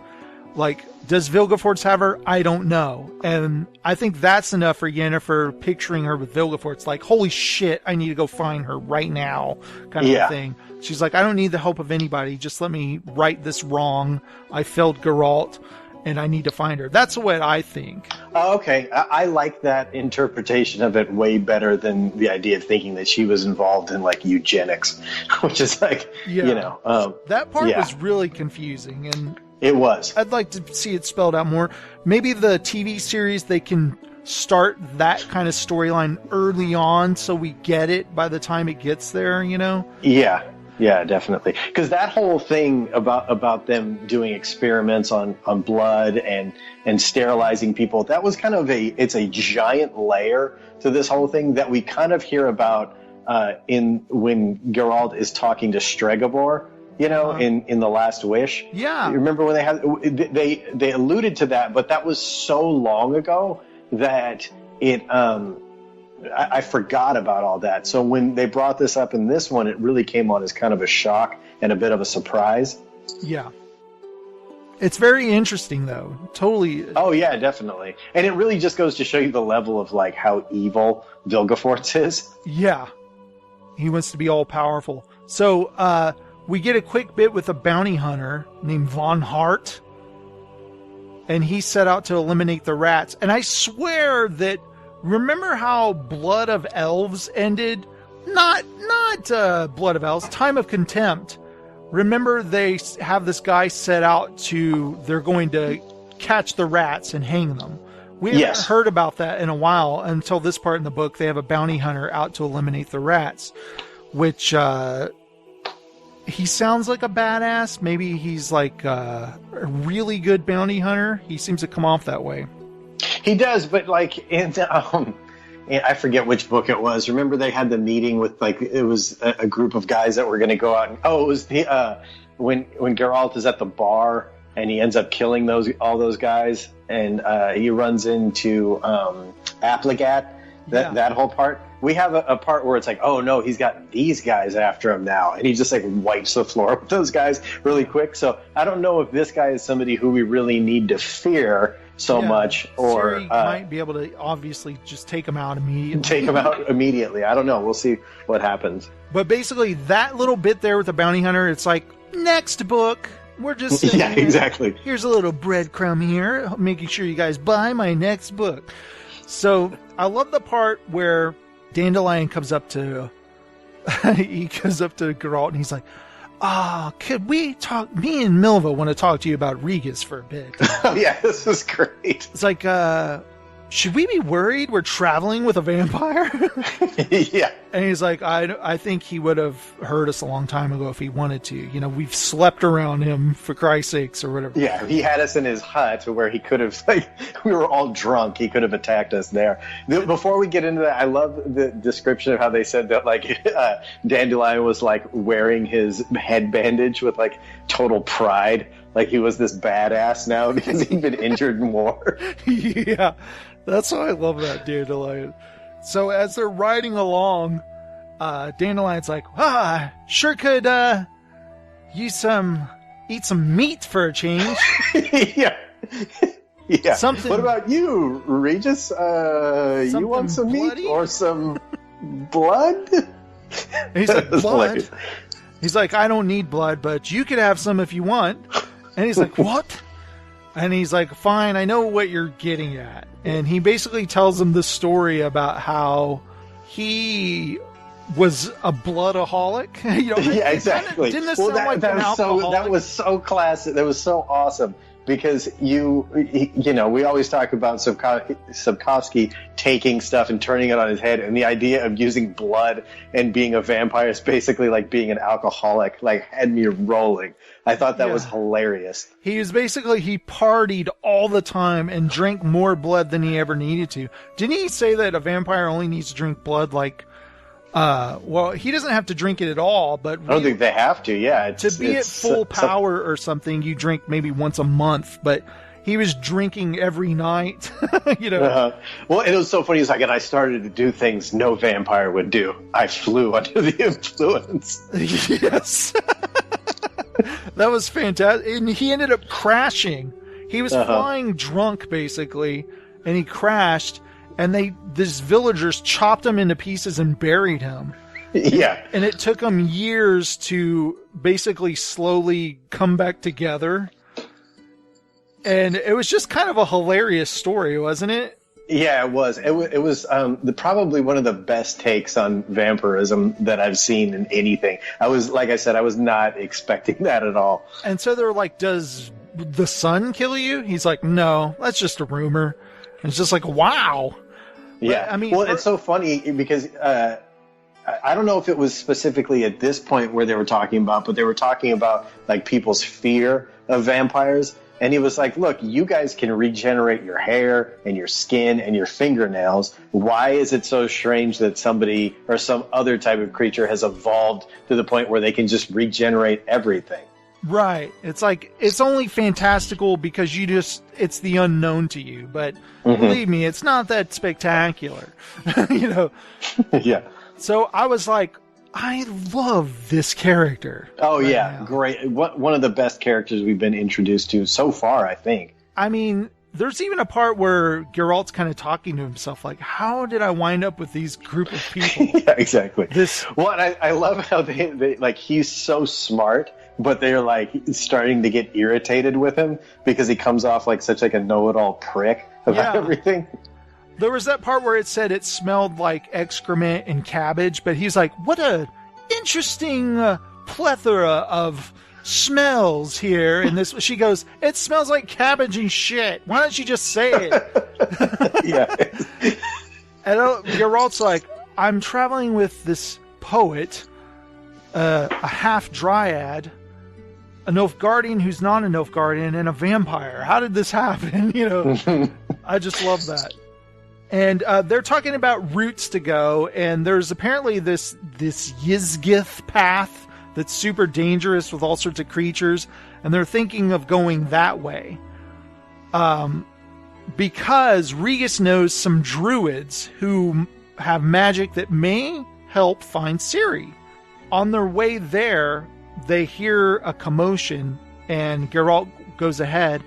And we forgot to talk about this, but he hears dwarves playing the game of Barrel. Barrel, yeah. This card game that that dwarves play, and it's hilarious. They describe how there's like these beautifully drawn cards with incredible imagery, and I don't understand how the game is played. I do know that they have a Witcher card game that you can actually play called Gwent, and I believe it's based on Barrel. And an actual card game that you can buy? Yes. And it's a video game cool. too. You can play the video game card game of it called Gwent. But I believe they got the idea from Barrel, which I think is awesome. And it's Zoltan, and he's so happy to see his friends, because I wondered what happened to Zoltan, because throughout this book, as you're reading it, you're like, whoa, what happened to Zoltan and the other guys? What happened to him? They just kind of disappeared, but they find him again. And the girl who was tied to the wagon is there. Yeah. And she, poor thing, she has burns and stuff, but she's kind of out of her mind a little bit. And Regis is helping her, and she starts to speak like a prophecy, kind of like Ciri does. And she talks about no help, only blood, a baptism of fire. And I was like, hey, they said Hey, there it is. Drink. Within 3 days, one shall die. The Tower of Swallows on a lake surrounded by ice. And it's like, oh, okay. But there's this great bit where Zoltan tells Geralt that they're kind of giving up. They're going back to Mahakam, the Dwarven land, because they've had enough of this worn-torn place that... in fact, one of them died, got swept up in when all the people... I forget which one did, but... I think it was Caleb, wasn't it? Oh, was it? Poor little guy. And so... I know. Him and Polly Dalbert are sleeping with the fishes. And I've just got to say that every part with Zoltan's bird cracked me up. Oh, yeah. It's hilarious. Fantastic. But Zoltan gives Geralt his sword. And I love that name, Field Marshal Windbag. Yeah. It's like... It's like Wolfgang Amadeus Goatbeard. Like some of the names for characters that really don't hinge that much on the story they're awesome. Like as Andrzej Sapkowski's writing, he writes that and he laughs at it. And he's like, "I'll fix that later in the edit." And he's like, "No, it's fine. We're keeping it." Yeah. But Zoltan gives Geralt his sword. He goes, "This is a mighty sword, and I want to know that great things are being done with it. Use it." That Geralt's going to be using it in a just cause. Mm-hmm. And I thought that was a great moment. And he says that I have to confess something to you, that I'm not this great person like you think I am. In fact, we robbed a merchant and we took all this gold and we buried it. So I'm not as good a friend as you think I am. So if you don't want to be my friend anymore, I understand. And Geralt's like, nonsense. I'm forever in your debt. You're my friend or whatever. He's such an interesting character, Yeah. Zoltan is. And I hope this isn't the last time that we see him, because he, it's true. You have this guy who he basically murdered somebody for all their stuff, but on the other hand, he's taking care of all of these women and trying to get them safely to the other side. Yeah, he even says we clocked him pretty good. We think he's alive, but he could be dead. We left him on the side of the road, Yeah. And he feels guilty about it, obviously, but I love that character, and I want to see more of him. Now, as they ride on, they find some peasants who've said they've been freed by a white queen, and she has an army of that are wearing mixed uniforms, men from Rivia men from other places. Lyria. Yeah, Lyria. Wasn't that the other place? Lyria and Rivia, yeah. Yeah, Lyria and Rivia. And it's funny, is they're like, Milva, I think, is like, Geralt, you're from Rivia. And he's like, well, actually, no, that's a load of shit. It just kind of sounded cool. I love the name that he had picked before, Geralt of Rivia. I forget what it was, but it was some long, drawn-out name with like four names. Wasn't it like Vesemir was like, oh, that's terrible. No, yeah, Geralt exactly. of Rivia, that sounds better. And he basically says that he's Geralt from nowhere, and that people don't trust somebody who's not from somewhere, so he had to... Yeah, it was basically, the name was like a marketing technique. Yeah, so like Geralt of Rivia, hey, I know Rivia, okay, let's hire this guy. So they also noticed that lately Milva has wandered off to throw up lately in the mornings. Yeah. And Regis reveals to them that she's pregnant, and she's about 10 weeks. And there's this great scene where she kind of talks about how she doesn't want the baby because she wants to ride on with Geralt and see him through his journey. And then she tells the story of how she got pregnant. And it's funny because I like how she talks about, like, poor Maria Barring, it's Milva's fault. Like, she has alter egos, you know, she kind of talks about herself in the third person or whatever. And Geralt tells her about priceless things are hard to come by. And sometimes you don't realize it's a priceless thing until it's gone. And I think at that point, doesn't she decide, okay, I don't want to get rid of the baby. I just want to... She just well, it seemed like she didn't want to get rid of the baby altogether, like the entire time, but she was torn with herself because she didn't want to be a burden on him. And really, I think what it is she doesn't want to show any kind of weakness or be vulnerable, but she really kind of has no choice. At certain points during her pregnancy, she is going to be weaker than she normally would be, and doesn't want to be a burden on all of them. I also thought it was funny before that, like when Dandelion and Kay here, when they're all talking about the idea of her getting an abortion, and like Dandelion is like totally up in arms and like gets mad at Geralt, thinking that he's like some not like progressive person, you know. And Geralt's like, I haven't expressed any opinion. Yeah, like, what are you going to make her have the baby? And he's like, I haven't said anything. Like, I'm just sitting here. It's her decision, whatever she wants to do. And yeah, I love that. That's what I love the most is all of their exchanges when they're all talking and stuff.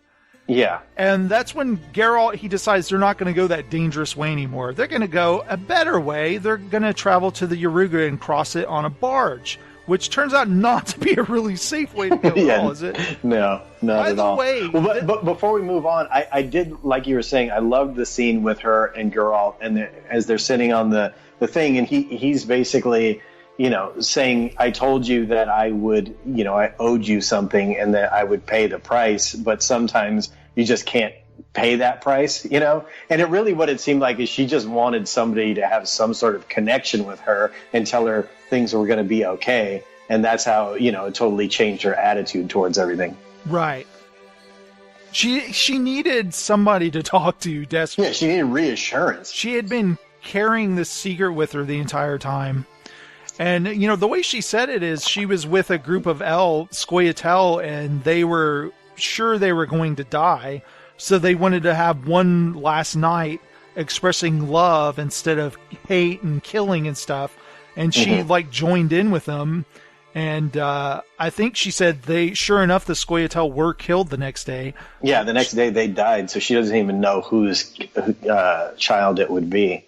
Right. And so she's carrying the baby of someone who's dead. And it's just kind of like hopeless is the way she felt. But being able to talk to it with Geralt was nice. It was interesting also when he was talking to her about, like, you know, it makes sense of why you would want to help me with Ciri because you're trying to assuage yourself of the guilt of getting rid of your child. He's like, but some things, you know, we'll never be able to fill that hole. Right. It's like, man, Geralt, he's like a therapist. I'm telling you. So when they ride on this barge, I absolutely loved this harrowing third act of the book. Yeah, this was great. Volleys of arrows and dodging them, and And the ferry captain and his somewhat dim helper. Yes. He's like singing. And at first they see, I think it's the Lyrian army, right? Those men, they're like, come over here, we need the... And they're like, no, cut the ropes. And they're like, they see them cut the ropes, so they start shooting arrows at them. Yeah. Like, what are you doing? Because they're trying to escape from a battle. And then as they ride further down the river, then there's Nilfgaardians on the right side of the river, and they start shooting arrows at them. And the ferryman's assistant, he's killed. And poor guy. I know. Then Regis is hit right in the chest with an arrow, and he drops down. And that's where Milva's like, enough with this. And she just starts shooting arrows and killing Nilfgaardian after Nilfgaardian. And don't you love the part where she sees the superior officer yelling at them, and she takes like a long shot, and you just see him drop. And they're all like, where are these arrows coming from? Like, yeah. I think it said not one of them missed their target. Yeah, she just takes all these bastards out. The ferryman actually gets killed too, doesn't he? He gets killed, yeah. I think Pegasus takes an arrow, and so does Roach. Or they get knocked off the boat. And it's just like this really harrowing, and they have poles. They're like, push, go this way. No, we're coming to it. And they're like, push this way. And they're all like, got their poles, and they're pushing. Meanwhile, they're getting arrow shot at them and stuff. And so when the barge crashes, there's battles going on the banks and stuff. Milva, she needs help, and she has blood coming out of her. And Regis is afraid that she's having a miscarriage, and she can't walk, and they lay her down there. Meanwhile, the army is retreating in their way, and they're like, if they come this way, we're done for, and we can't move Milva at the moment. So Geralt and Kay here are like, well, let's go lead these men into battle, essentially. Yeah. And I thought this scene was incredible, because Kay here, he's fought for Nilfgaard, but he's leading men against Nilfgaard. Yeah. And well, I love it because he was like, what are we going to do? And he's like, you don't remember I was an officer, by the way. And he goes and like musters all the troops to go fight against his side. Yeah, they're like, where are you going? Don't flee, we're here to fight. And they're like, huh? Yeah. And they turn around, and when they see them start fighting, the other men turn around, they start joining the fight too.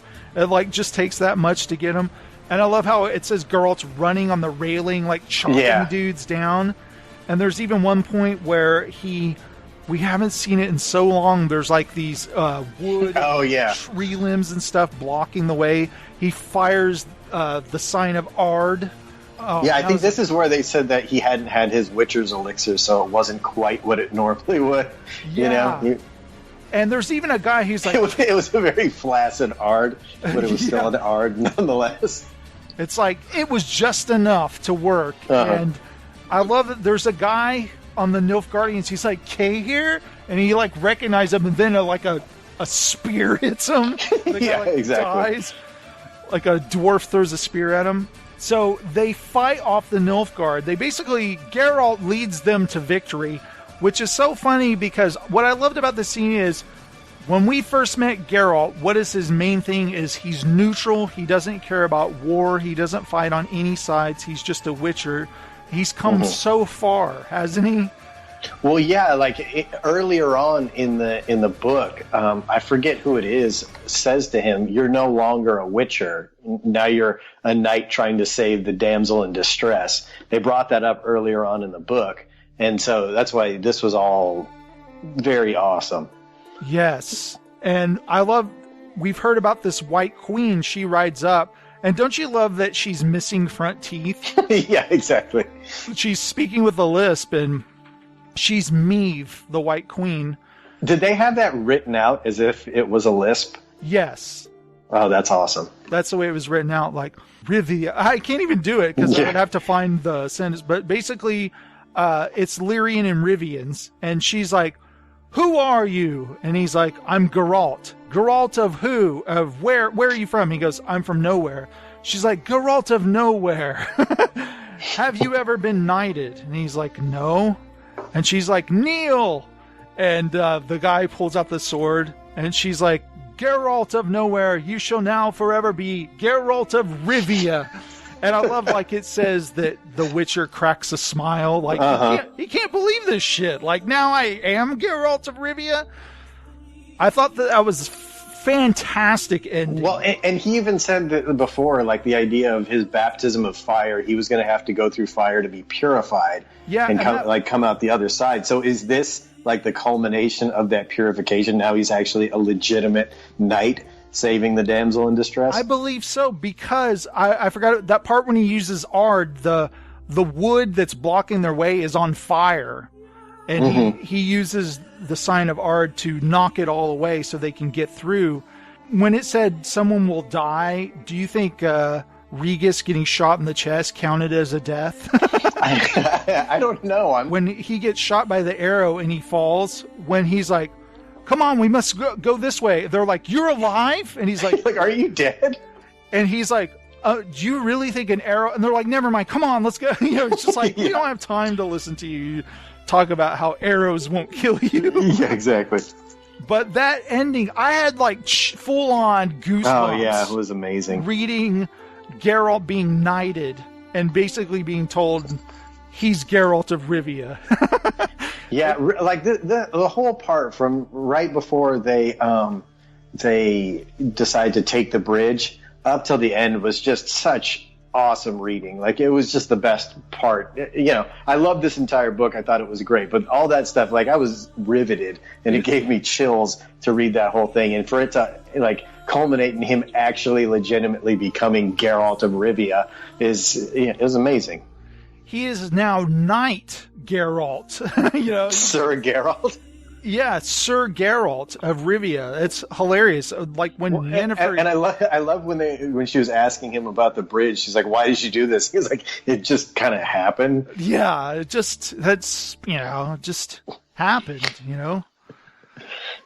That was fantastic. All of it. So it was, yeah. How do you feel about this one compared to the other ones? Is it one of your favorites, or do you love them all, or how do you? I honestly love them all, and like the way that I feel about like Geralt and like Dandelion, like we needed those books to get to this place, Yes, how we feel exactly. About them. Like we know Geralt so well, and we love that. I mean, we know that like how Dandelion deals with Geralt, and I love that he also doesn't put up with Geralt's shit, Yes, I do. And I love that. Dandelion also drives him nuts, Yeah. And he doesn't really listen, but it's fantastic. I love that Dandelion, like, he wants Dandelion to leave, and Dandelion knows that he wants him to leave, but he refuses to the entire time, really. Yeah. And I love Milva. She becomes like this character that you're totally endeared to her by the end of the book. Yes. And I hope... Did we find out if she miscarries or not, or it's still kind of up in the air? I believe the way Regis made it sound is like she could be having a miscarriage, but they don't know. Mm-hmm. Well, because she says at one point when the blood starts gushing out, she says something's broken off inside of me. Yeah, which isn't good. I don't think that's ever a good thing. Not a good description there.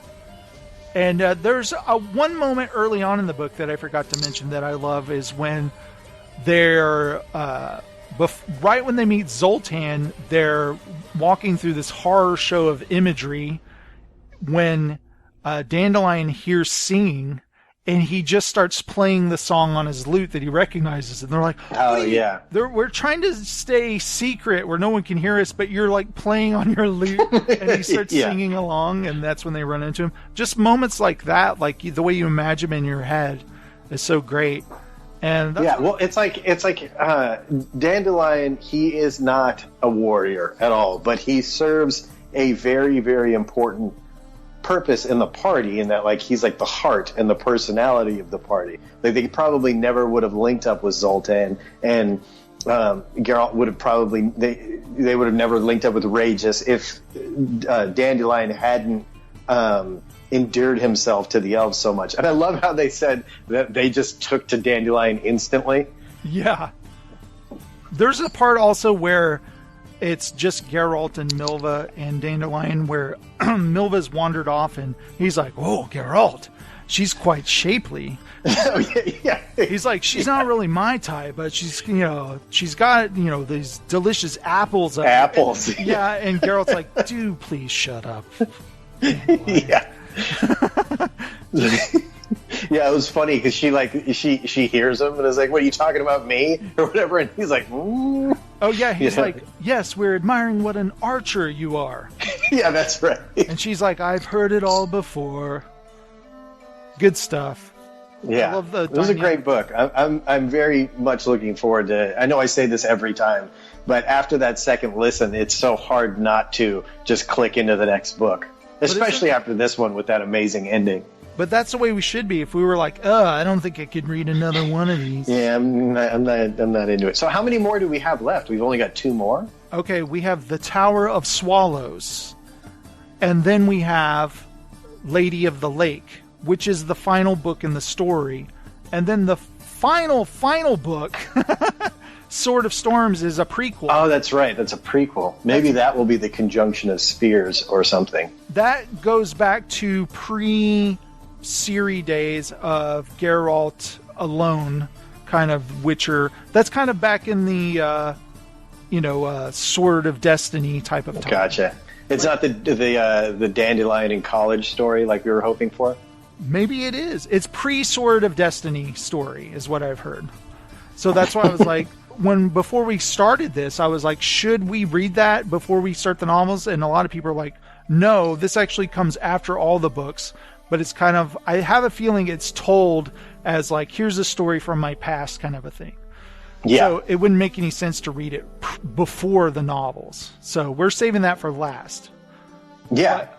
But we've basically got 2 more of the novels of this main Ciri type story to go. Okay, the next book is The Tower of Swallows, so I'm really excited. And here's what's funny. On the front of the book, it says a new... Oh, I'm sorry. That was my question. Do we know at what point, I'm sure we do, when the last book came out? Like, is he basically done with the entire series at this point? Or is there a chance that we'll get other prequels in the future? From what I've read is that Andrzej Sapkowski has promised that he's done with the story of Geralt, the Witcher, with Ciri and Yennefer and all that. But he's not opposed to going back and writing another book like Sword of Storms, which is a prequel. I see. If he wants to write more about the Witcher. Because there's probably so much that, there's a lot in there. I don't think he should make any promise and just do whatever the hell he wants. Yeah, exactly.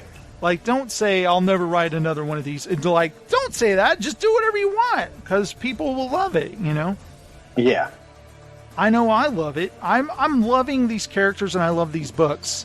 And I think it's awesome. I really didn't suspect when we started this out how much I would enjoy it. And I know I've said that before, but they're just, exactly. They are the best type of book to read and then discuss with somebody else about, because it's so much fun and it's just a great story. And I do believe the Tower of Swallows audiobook, Peter Kenny said this is where he goes back to Dandelion. Well, God, I hope so. I mean, we're running out of time, right? Dandelion is now Dandelion. Yeah. I don't know what I'm going to do. If I'll throw a party or if I'll feel sad. I'm just not sure what my emotions will be like when I hear that. I should mention this before we go, is that Ross and I have seen the new Witcher trailer. And yes, I got chills watching it. How did you feel about that, Ross? Oh, yeah, it was incredible. I am so excited about this. Like, there are very few... really good like sword and sorcery series out there. There's a couple, but any of those I would get excited about. But for the fact that we are like so emotionally involved in this story, and then to see it the way it is and look like they're actually giving it the respect and the artistry that it deserves, just makes me so excited. When they show that quick, I don't know if you've noticed this, there's a quick Ard blast where he goes like that. I was like, dude! And I had to go back and watch it again. Were you showing Heather and she was like, I don't know what you're talking about? Yeah, what's Ard? What? And you see just a moment of Dandelion just walking away from the camera. Maybe they're hiding Dandelion from us on purpose, where they want to, like, we got to wait for the show to see Dandelion, you know? Yeah. But I'm excited, and there is no Dandelion, or Jason. I'm sorry, they've cut him out of the show. How upset would you be? That would be terrible. I'd turn it off. Well, yeah. I'd hard my television. I'm pretty sure season 1, just by watching the teaser and then this trailer, it looks like The Last Wish and Sword of Destiny combined. Oh, okay. How many shows did you say or seasons were they planning?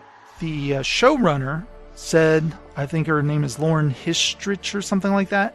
She said that they could plan up to 7 seasons. Oh, wow, okay. Netflix has already greenlit season 2.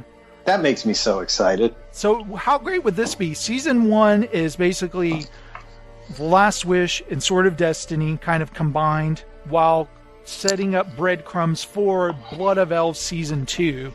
How cool would that be?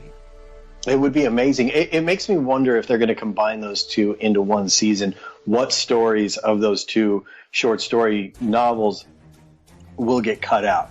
Yeah. Like, will they get rid of the Beauty and the Beast tale because it didn't quite fit in? I have a feeling yes. I have a feeling that won't be in there for some reason, because I don't see any of it in the trailer. You know. Yeah, that's true. I do think we're going to get some Torqua action, though. Oh yeah. Hell yeah. Oh, I'd hope so. And I'm ready because to see the Torqua scene, it plays into future events with Filavandrel and the other elf. I forget her name at this point. So that all kind of ties into the main storyline. But, you know, the one where he's like the Butcher of Blaviken or the mermaid story, I'm wondering if we're still going to get those, because they don't really tie into the main series story. They build a lot of world stuff, but, you know, it'd be interesting. Butcher of Blaviken story is definitely there in that trailer. You can see Is it? Okay. Yeah, that's going to be in there. Stregobor. We're going to see Stregobor in this. Oh, man. Can't wait. Cool. I wonder who they cast. So we're definitely, when we watch that Netflix series, we're going to have to get together and record our thoughts. Oh, definitely. Yeah. But so what do you say? Okay, guys, thank you so much for listening to the Baptism of Fire show. We hope you keep reading The Tower of Swallows. Ross and I are going to keep reading, and we're going to keep doing this book series. And I don't think we have a choice at this point. Like, nah, we're good here. Yeah, stop.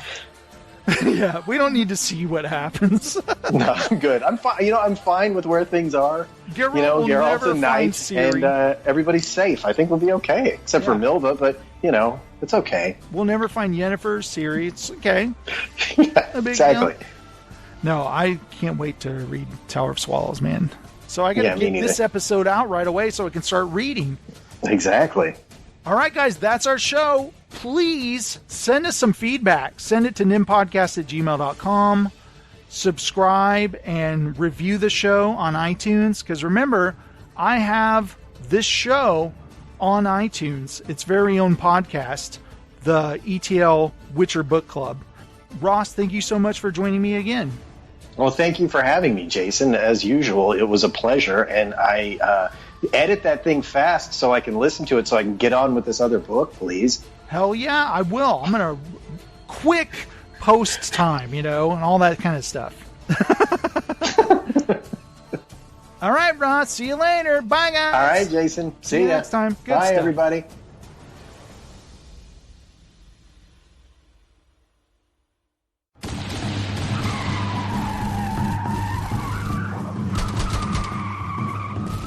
This podcast is part of the Pod Syndicate family. For more criminally compelling shows, articles, and conversations, head to wearepodsyndicate.com.